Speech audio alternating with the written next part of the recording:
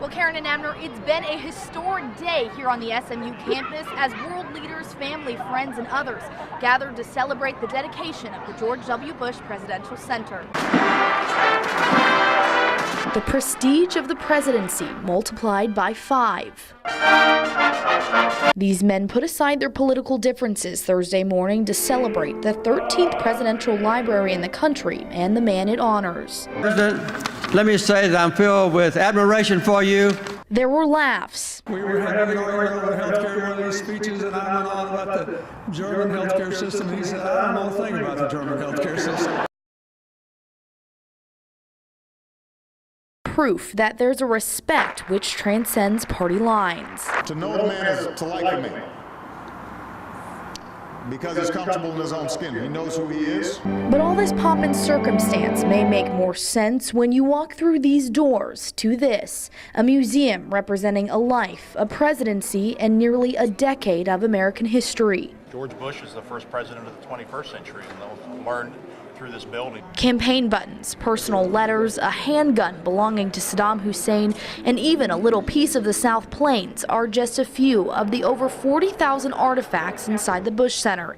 This full-size replica of the Oval Office will make you feel as if you're actually on Pennsylvania Avenue. Very few people actually ever have the chance to walk into the Oval Office, and this will give everyone who comes to the museum a chance to see what it's like. I literally got goosebumps when I walked into the replica of the Oval Office. You know, I just had this feeling I was walking in for a meeting. You know, it was time to go to work.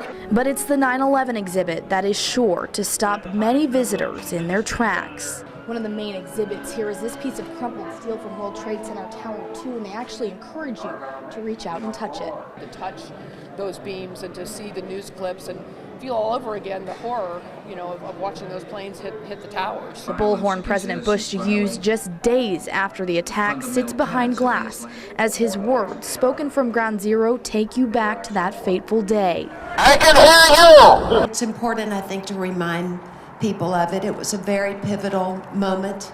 And that's exactly what the Bushes hope to do with this presidential center, deliver the facts and let the people decide. I think it's presented in a really candid way. You know, there's no attempts to kind of shade what happened. But on Thursday, as he stood in front of a building that represents his past, number 43 looked only toward the future. I will always believe our nation's best days lie ahead. God bless.